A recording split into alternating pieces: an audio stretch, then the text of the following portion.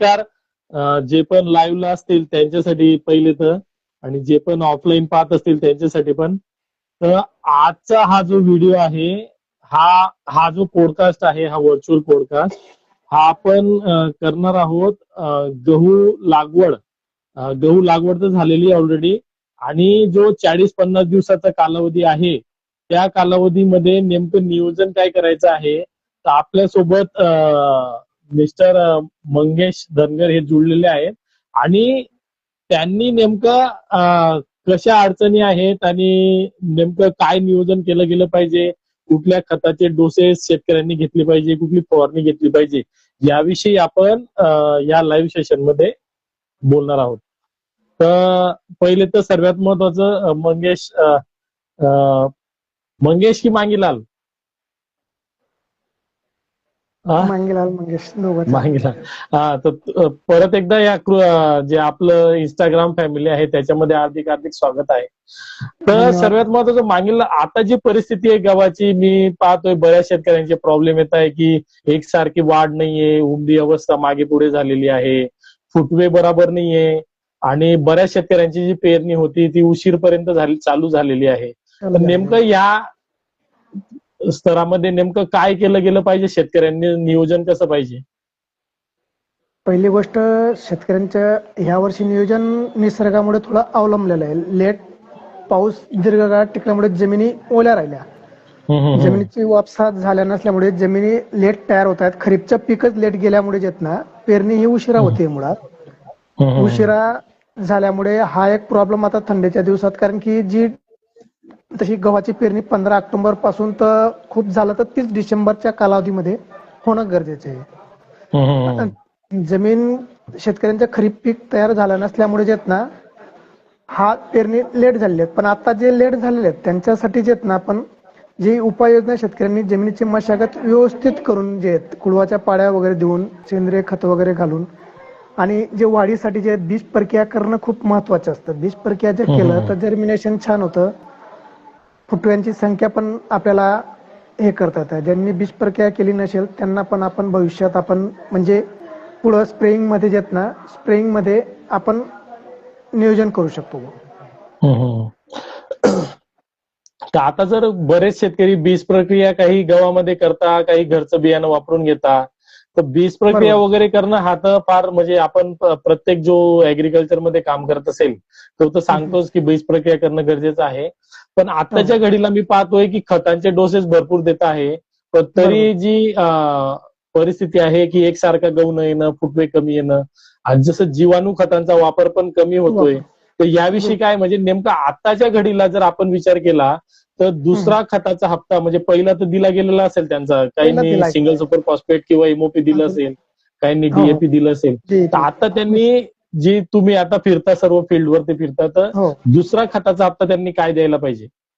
दुसरा खताचा हप्ता मॅक्झिमम आपला 21 दिवसानंतर जे आहेत, जे दुसरं पाणी शेतकरी फिरवतात, 21 दिवसाच्या दरम्यान मध्ये शेतकऱ्यांनी जे आहेत, जसं युरिया टाकतात, युरियासोबत मोनोहायड्रेट झिंक येतं दयाल कंपनीचं, एकरी 5 किलो, आणि कणक प्रधान म्हणून एक ग्रॅन्युल्स आहे, त्याच्यामध्ये ॲमिनो फ्लुइक, सीविड एक्स्ट्रा, काही जिब्रॅलिक असे अंश मिक्स आहेत. म्हणजे ते टाकल्यामुळे जेत ना टिलरिंगची संख्या जे फुटाव चांगला होतो, आणि झिंक आणि सल्फर दोघं मिक्स असल्यामुळे तो तांबेरा पडतो, तो तांबेरा पण पडत नाही. आणि सल्फरमुळे काय, इतर नायट्रोजन वगैरे उचललं जातं, जमिनीचा पीएच पण मेंटेन होतो, कारण की थंडीच्या दिवसात जमिनीचा पीएच वाढून गेलेला असतो. झिंक टाकल्यामुळे त्याच्यामधनं ऑलरेडी सल्फर पण प्रमाणात असतात, सल्फर पण मिळतं, जमिनीचा पीएच मेंटेन होतं इथं, मग त्याच्यामुळे जे इतर न्यूट्रिशन पण उचलण्यास मदत होते आपल्याला.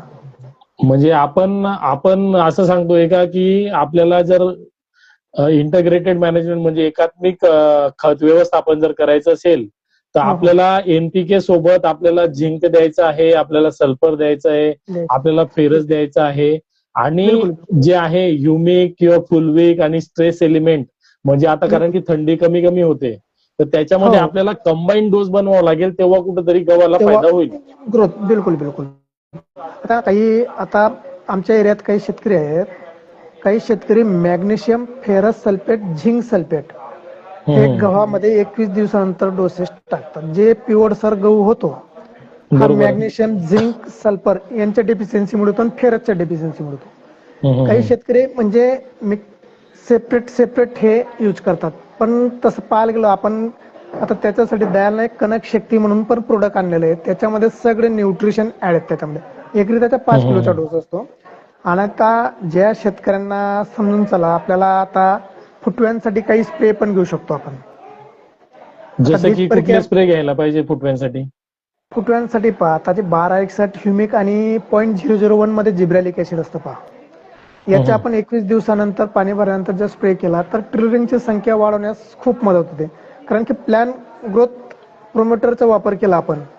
सुरुवातीला आपण काही ठिकाणी लिओसिनचा पण वापर शेतकरी करतात, पण ते मॅक्झिमम जे तुमचा पहिला जो स्प्रे 55 ते 50 दिवसाच्या दरम्यान मध्ये पहिला स्प्रे जातो शेतकऱ्यांचा. पहिला व्हायलाच पाहिजे. हा, कारण की ते लिओसिनचा वापर याच्यासाठी केला जातो तो लोळायला नको म्हणून, पण आपल्याला फुटवे काढण्यासाठी जे लिओसिनचा वापर सुरुवातीला पण करता येतो, पण बीज प्रक्रियेला एकरी जे 40 किलो आपण शेतकरी 35 ते 40 किलो बियाणे पेरणी करतात ना, त्यावेळेस जर शेतकऱ्यांनी एक दिवस पेरणीच्या एक दिवस आधी जर लिओसिन 150 ते 200 ml 40 किलो बियाणाला चोडून घेतलं आणि सावलीत घरात पंख्याखाली वाळवत सकाळी जर पेरणी केली, त्याच्यामुळे फायदा सुरुवातीलाच तुम्हाला ट्रिलिंगसाठी हा जो आपण स्प्रे सांगतोय हा घ्यायची गरज पडत नाही. जर्मिनेशन लेट होतं, पण ट्रिलिंगची संख्या खूप छान राहते. आणि शेवटी पण फायदा असा होतो लिओसिनमुळे तुमच्या गहू जे आहेत शेवटच्या पाणी फिरल्यानंतर ज्यावेळेस हवा वगैरे चालते त्यावेळेस लोळत नाहीत, कारण की त्याची हाईट जी असतात ना, उंची ही मर्यादित असते. ही मर्यादित असते. हा एक फायदा संजीवकांचा हा एक फायदा होतो. पण आपल्याकडनं लिओसिन आपण सीड ट्रीटमेंटला जर करायचं असेल गव्हाला, आता सीड ट्रीटमेंटचा अवधी गेलेला आहे, पण आपल्याला जर आता फवारणी जर करायची असेल 50-55 दिवसानंतर फवारणी करणं गरजेचं आहे का? हो, 50-55 दिवसांनी जर फवारणी. काही व्हरायट्या कसं असतात हायटेड असतात, आणि आता निसर्गाचं असं होऊन चाललंय फेब्रुवारी-मार्च नंतर हवा पण वाढते, पाण्याचं पण प्रमाण दरवर्षी अवकाळी येतो जे. मग अशा अवस्थेमध्ये आपण जर संजीवकाचा योग्य तो वापर करून घेतला म्हणजे त्या कालावधीत जे आपलं नुकसान होणार असतं ना ते होत नाही. 50-55 दिवसांनी तुम्ही जर स्प्रे केला हा, त्याच्यासोबत टेबुकोनाझोल एक बुरशीनाशक टाकून घ्या, अगदी छान रिझल्ट भेटतो तुम्हाला. तांबेरा पडणार नाही, जो आपण मराठी भाषेत गिरवा वगैरे म्हणतो काही ठिकाणी, तो पडत नाही. दाणे पण सुडवले जातात, त्याचे बुरशीनाशक पण त्याच्यासोबत देऊ शकतात तुम्ही. हा एक फायदा त्याच्यामुळे होतो. आता आपल्याला लिओसिन किती ml ने स्प्रे करावं लागेल गव्हाला? लिओसिन 2 मिली पर लिटर मॅक्झिमम 55 दिवसानंतरच म्हणतो मी. 50-55 दिवसानंतर ज्यावेळेस जे फुटवे असतात त्याच्यामध्ये जे आहेत ना एक पेर तयार होऊन जातं, जसं ऊसाचे पेर असतात ना, त्या पद्धतीनं गव्हाला पण जे ना ते दांडीमध्ये पेर तयार होतं. पहिलं पेर तयार झाल्यानंतर तुम्ही त्याचा स्प्रे घेऊ शकतात. हे जे आहेत ICAR न पण त्याला शिफारस केलेली आहे तुमची. भारतीय कृषी अनुसंधान केंद्र जे आहेत त्यांनी पण ही शिफारस केलेली आहे. कारण की संजीवकाचा वापर जर आपण पिकांमध्ये केला तर बेनिफिट आहेत, पण योग्य वेळी योग्य मापात करणं खूप गरजेचं असतं. बरोबर. तर आपण किती 2 ml चा डोस त्याला सांगायला पाहिजे? 2 ml चा? हो, 2 ml. जर व्हरायटी हायटेड असेल तर, हायटेड व्हरायटी जर असतील तर, आणि प्रिव्हेंटिव्ह केलेलं कधी फायदेशीर राहतं. कारण की आपण जर हाईट रोखली ना तर दाना सुडून येतो. जे वरचे दाणे बारीक पडण्याची भीती असते शेतकऱ्यांना ती राहत नाही. कारण की काही मॅक्झिमम इंचेस मध्ये जे आहेत ना हाईट कमी झाल्यामुळे काय सप्लिमेंट जे असतात ना वरपर्यंत न्यूट्रिशन पोहोचण्यात इजी होतं, प्लॅन्टची हाईट कमी राहिल्यामुळे.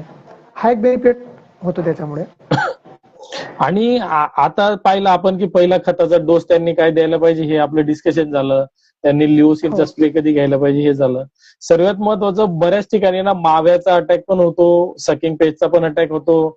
काही ठिकाणी आपल्याला बुरशी, आता ढगाळ वातावरण झालंय, थंडी कमी होते, तर अशा वातावरणामध्ये कुठला स्प्रे कमी खर्चामध्ये, कारण की गव्हाचं जर उत्पादन आपण पाहिलं काही शेतकरी 12 क्विंटल पासून ते 25 क्विंटल पर्यंत काढतात. मग जो 12 क्विंटल काढतो त्याचं उत्पन्न जवळजवळ 24,000-25,000 होतं, आणि जो 25 क्विंटल काढतो त्याचं उत्पन्न 50,000 होतं. मग असे कुठले स्वस्त स्प्रे आहेत का जे की शेतकऱ्याला पण कमी किमतीत होतील आणि त्याचा फायदाही त्याला होऊन जाईल?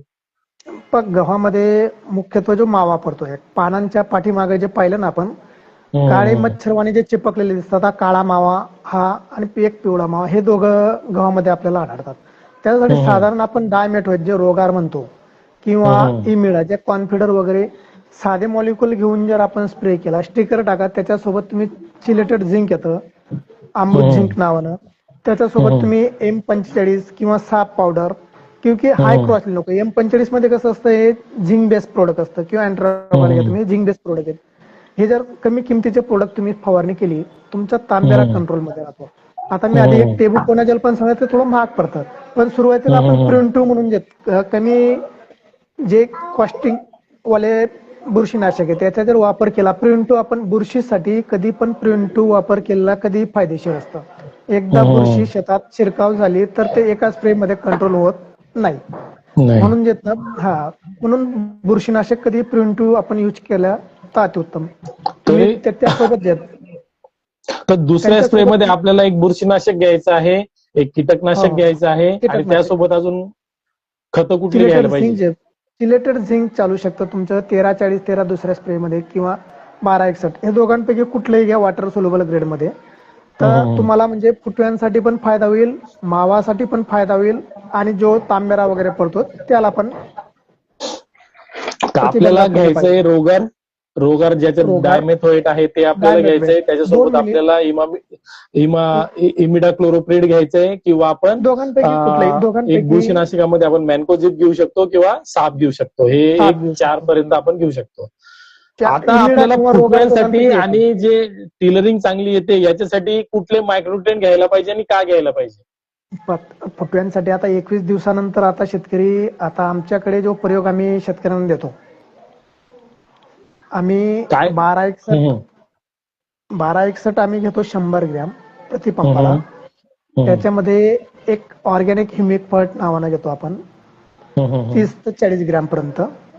त्याच्यासोबत एस्कोजिब नावानं 0.001 मध्ये दयाल कंपनीचे जिब्रॅलिक ऍसिड असते. त्याच्यामध्ये मायक्रोन्यूट्रिएंट पण मिक्स आहेत आणि सीवीड एक्स्ट्रा पण मिक्स येतं. ते आपण घेताना 40 ते 50 मिली घेतो. याच्या सोबत आपण मायक्रोन्यूट्रिएंट्स मध्ये तुम्ही म्हटलं, जर झिंक जर खालून दिलं असेल तर फुल्ली चिलेटेड मायक्रोन्यूट्रिएंट्स येतं वेजमोर नावानं, हे 1.5 ग्रॅम पर लिटर सफिशियंट असतं. 1.5 ग्रॅम पर लिटर तुम्ही जर घेतलं ना, अगदी एक्सलंट रिझल्ट मिळतं. कारण की ते चिलेटिंग एजंट मध्ये कसं असतं, पानांद्वारे घेत ना लवकर शोषण होतं, आणि इतर न्यूट्रिशन पण आत पोहोचवण्यात मदत करतं. याचा जर स्प्रे केला तुम्ही तर तुम्हाला 100% फुटव्यांमध्ये पण फायदा होईल. आणि ऑर्गॅनिक कार्बन, आणि थंडीच्या वेळेस जर आपण पाहिलं तर जे न्यूट्रिएंट अपटेकची जी सायकल आहे प्लांटची ती फार स्लो होऊन जाते, आणि अशा वेळेस जर आपण पानांद्वारे जर खतं दिली तर ते लवकर युजफुल होतात. आपण त्याच्यासाठी आपण तुम्हाला ऑर्गॅनिक ह्युमिक पट याच्यासाठी सांगतोय, कारण की आपण स्प्रे केल्यानंतर पाणी पण देतो. स्प्रे करत असताना जसं पानांवर पडतंय तसं ते जमिनीवर पडणार. जे जमिनीवर जे ऑर्गॅनिक ह्युमिक पट जे दिलं जात आहे दयालचं तुम्हाला, त्याच्यामध्ये 3 फुलविक पण मिक्स असतं, ह्युमिक असं मिक्स असल्यामुळे येत ना जमिनीचा जो कार्बन आहे तो पण ऑर्गॅनिक कार्बन वाढतो, पीएच पण मेंटेन होतो. त्याच्यामुळे खालून पण अपटेक होण्यास तुम्हाला मदत होते, इतर न्यूट्रिशन देतो ते पण अपटेक होण्यास आपल्याला मदत होते. ओके. आता हा जो झाला, आपण खतं दिली, आपण औषधी दिली, पण मी बऱ्याच ठिकाणी पाहतोय की जमीन जी आहे ती पूल झालेली आहे, म्हणजे पुश झालेली आहे जमीन, म्हणजे पुश म्हणजे ढकलण्याचं काम झालंय. जेवढे खतं देत आहे त्याच्यापैकी काही खतं फिक्स होऊन जात आहे, काही खतं लागताय, काही म्हणजे जेवढे न्यूट्रिएंट देतोय आपण त्याच्यापैकी 50% फिक्स होऊन जात आहे. तर जीवाणू खतांचा किती वापर गव्हाच्या शेतीमध्ये किंवा जे रबीचे पिकं आहेत, गहू आहे, मूग आहे, उडद आहे, काही ठिकाणी ज्वारी आहे, बऱ्याच ठिकाणी मका आहे, तर जीवाणू खतांचा किती फायदा शेतकऱ्यांना होतोय आणि कशा पद्धतीने ते खताचे पैसे वाचवत आहेत शेतकऱ्यांचे? जीवाणू खतांचा वापर तर जनरल सगळ्या शेतकऱ्यांनी करायला पाहिजे.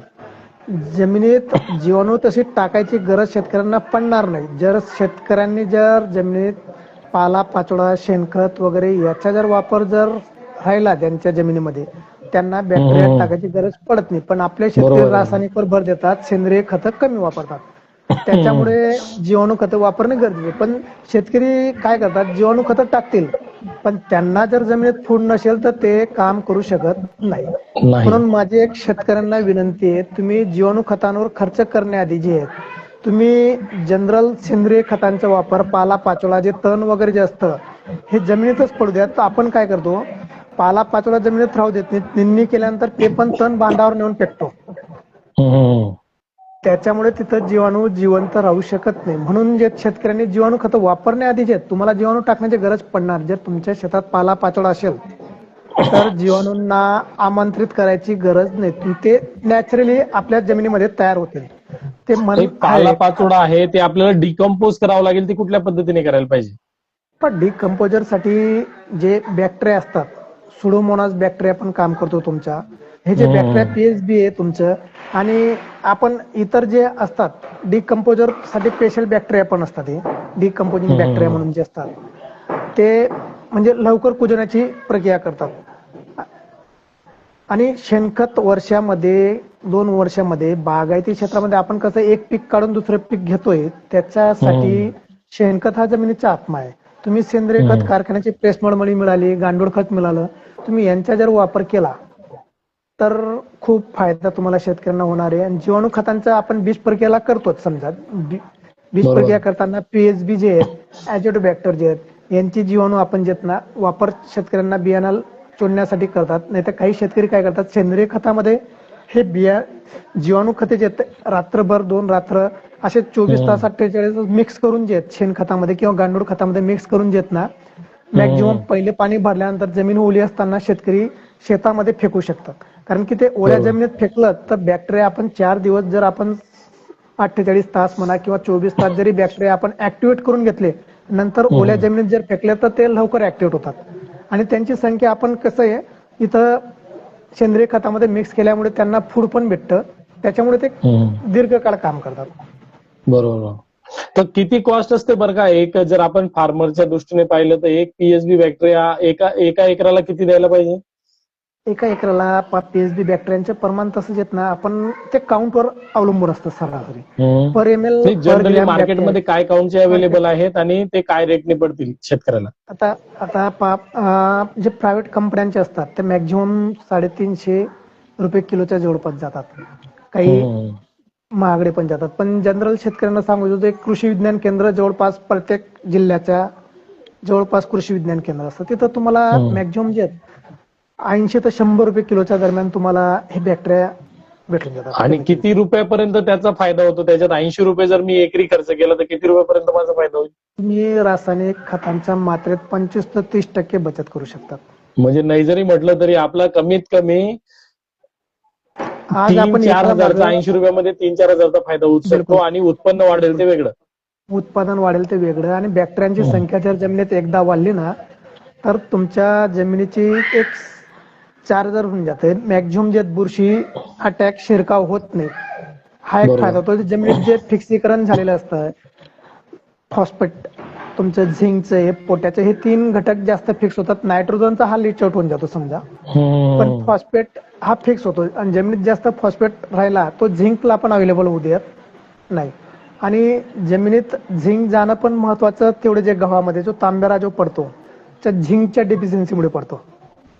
बरोबर. हा, म्हणून बॅक्टेरिया जे टाकले आपण, बाकीचे शेतकरी हे सेंद्रिय खतामध्ये 24 तास 48 तास गुळाचं पाणी टाकून त्याच्यामध्ये मिक्स करून बॅक्टेरिया मिक्स करून शेतामध्ये टाकतात. त्याचा अगदी इफेक्टिव्ह फायदा होतो. म्हणजे शेतकऱ्यांनी रासायनिक खताच्या मात्रेत 30-35% जरी बचत करून तुम्ही हे बॅक्टेरिया 400-500 रुपयाचे ऍड केले एकराला तर तुम्हाला बेनिफिट जास्त होतो. बरोबर. आणि ज्यांना शक्य झालं बीज प्रक्रियाला पण तुम्ही जे ना गुळाचं पाणी मिक्स करून, कारण की गुळाचं पाणी आपण याच्यासाठी सांगतो, गुळामध्ये ग्लुकोज तर असतोच एक, हा एक फायदा होतो. पण गुळाचं पाणी मिक्स केल्यामुळे काय होतं, थोडा चिकटपणा येतो. चिकटपणामुळे जे बॅक्टेरिया कल्चर जे असतात ना, हे बियाणाला अगदी सहज चिपकतं. बरोबर. नाही, आपण आधीपासून मीही माझ्या व्हिडिओमध्ये नेहमी सांगतो की पीएचबीचा वापर करा, जीवाणूंचा वापर करा, जेणेकरून आधी ऑलरेडी इनबिल्ड जमिनीत जीवाणू होते, पण एवढा केमिकलचा वापर केला, हर्बिसाइडचा वापर केला, त्याच्यामुळे जीवाणूंची संख्या जी आहे, मायक्रोबियल ऍक्टिव्हिटी जी आहे ती जमिनीची कमी झाली. आणि जे कन्व्हर्जन आहे, म्हणजे जीवाणू जे खतांचं कन्व्हर्जन अवेलेबल फॉर्म मध्ये करता पिकांसाठी न्यूट्रिएंट ते कमी झालेलं आहे आणि त्याच्यामुळे भरपूर खतं हे फिक्स होत आहे. तर बिलकुल. आपण प्रत्येक व्हिडिओमध्ये आपण ते सांगतोच आहे आणि निश्चितच ही जी माहिती आहे गव्हासाठी जी आहे ही शेतकऱ्यांना निश्चितच फायद्याची वाटेल. कारण की आपण खूप ट्राय केलं, जवळजवळ 8:30 8:30 वाजेपासून आपण ट्राय करतोय लाईव्ह जाण्यासाठी. तर शेवटी आपण 9:15 पर्यंत 9:20 पर्यंत गेलो आणि ठीक आहे, देर आहे दुरुस्त आहे, प्रयत्न केल्याने होतं सर्व काही व्यवस्थित. आपण प्रयत्न केले, जवळजवळ पाऊण तास प्रयत्न केला लाईव्ह जाण्याचा आणि आपण गेलो एकदाचे. पण हे ठीक आहे, नेक्स्ट टाइम जेव्हा आपण आता जेव्हा आपलं पीक असेल, हा आहे शनिवार, आपण नेक्स्ट कुठलं पीक घ्यायचं आणि कुठल्या पिकाविषयी माहिती देणार आहे आपण पुढच्या सेशन मध्ये, आणि पुढचं सेशन कधी राहील? पुढचं सेशन आता तुम्ही ठरवा तसं आपण जेत ना आपल्या सध्या पीक रब्बीच्याच पिकांवर आपल्याला वळावं लागेल. रब्बीच्या पिकांकडे जेत ना काही अर्थ नाही. आता तुमचं गहूचं जवळपास झाले, आता रब्बीमध्ये टरबूज लागवड होते का? टरबूजची लागवड होते का? टरबूज आहे पण कमी प्रमाणात. असं मक्याचे क्षेत्र दिवसेंदिवस वाढतंय. मक्याचं पण पीक आहे. मक्याचं पीक आय थिंक जवळजवळ 1.5 ते 2 महिन्याचं पीक आहे, आता 2 महिन्याच्या आसपास. आता नाही, आता काही जिल्ह्यांमध्ये येत ना अजून लागवडी मॅक्झिमम 15-20 दिवसाच्या दरम्यान मध्ये. काहींचे जर्मिनेशन होतंय, काहींची पहिली कोळपणी झालेली आहे, म्हणजे 1 महिन्याचा आता जनरल बाकीच्या. मग आपल्याला टार्गेट किती उत्पन्नाचं ठेवायचं? जर ड्रीप लागवड केलं असेल तर टार्गेट किती ठेवायचं आपण, की किती टार्गेट पर्यंत उत्पन्न येऊ शकतं? आता टार्गेट ड्रीपनं जर राहिलं आणि तुमचं लागवड पद्धत, आता बाकीच्या चायना पद्धतीने जे बियाणांची एकरी संख्या ही जास्त जाते, त्या हिशोबाने यील्ड जे आहेत तुमचं, बाकीचे शेतकरी 50च्या अबोव पर्यंत पोहोचलेले आहेत. जनरल सरासरी उत्पादन आपल्या एरियात जे आहेत 35 ते 40 क्विंटल या दरम्यान आपल्या एरियात असतं. पण एकरी प्लॅन्ट पॉप्युलेशन आपण जर वाढवलं आणि फर्टिगेशनचे डोस, प्लॅन्ट पॉप्युलेशन घरात जर लोक जास्त राहिलं तर किराणा जास्त लागतो. प्लॅन्ट पॉप्युलेशन वाढवलं तर फर्टिगेशनचे डोस जास्त आपल्याला वाढवावं लागतात शेतकऱ्यांना. ठीक ना. आपण जे आपल्या नेक्स्ट व्हिडिओचं टायटल घेऊ की 45-50 क्विंटल पर्यंत जर एकरी उत्पादन घ्यायचं असेल तर कशा पद्धतीने त्यांनी मक्याचं नियोजन केलं पाहिजे. तर या पद्धतीने आपण नेक्स्ट लाईव्ह सेशन जवळजवळ 8:30 लाच घेऊ. 8:30 ते आपलं 9:30 पर्यंत होऊन जाईल. आता आपला टाइम झालेला आहे आणि घरचे बिचारे वाट पाहत आहे की दिवसभर काम करून आल्यानंतर हे अजून पण लाईव्ह मध्ये गेले. तर ठीक आहे, धन्यवाद मांगीलाल, तुम्ही आल्याबद्दल, वेळ दिल्याबद्दल. आणि बऱ्याचशा हा व्हिडिओ जो राहील हा कायमस्वरूपी आपल्या इंस्टाग्रामला राहील आणि त्या पद्धतीने शेतकऱ्यांना जसं वाटेल त्या पद्धतीने याचा ते फायदा घेऊ शकता. आणि आपले अनुभव आपण शेअर करतोय. जसं मांगीलाल आहे, जवळजवळ 15 ते 16 वर्षाचा कृषी विभागाचा अनुभव आहे. ऍग्रिकल्चर मार्केटिंग मध्ये, सेल्स मध्ये हे काम करता आहे. आणि मलाही जवळजवळ कृषी क्षेत्रामध्ये जवळजवळ 15 वर्षापासूनचा अनुभव आहे. तर आपण आपल्या दोघांच्या अनुभवातनं कसा शेतकऱ्यांचा जास्तीत जास्त फायदा होईल आणि कमी पैशांमध्ये चांगलं नियोजन कसं होईल आणि जमिनीचं आरोग्य कसं टिकून राहील या पद्धतीने आपल्याला शेतकऱ्यांना माहिती द्यायची आहे. बिलकुल. तर निश्चितच शेतकऱ्यांना ही माहिती आवडली असेल. जर तुम्ही आमच्या पेजला नवीन असाल तर निश्चित पेजला फॉलो करा. आणि नेक्स्ट सेशन आपण केव्हा ठेवायचं, डेट काय द्यायची? नेक्स्ट संडे किंवा शनिवारी. संडे. ओके. कारण की मक्याचे डोसेस पण चालू आहेत. चालेल. मग उद्या करायचं परत नेक्स्ट सेशन 8:30 ला. चालेल, उद्या आपण काय. ओके. चालेल. थँक्यू. धन्यवाद. ओके. ओके.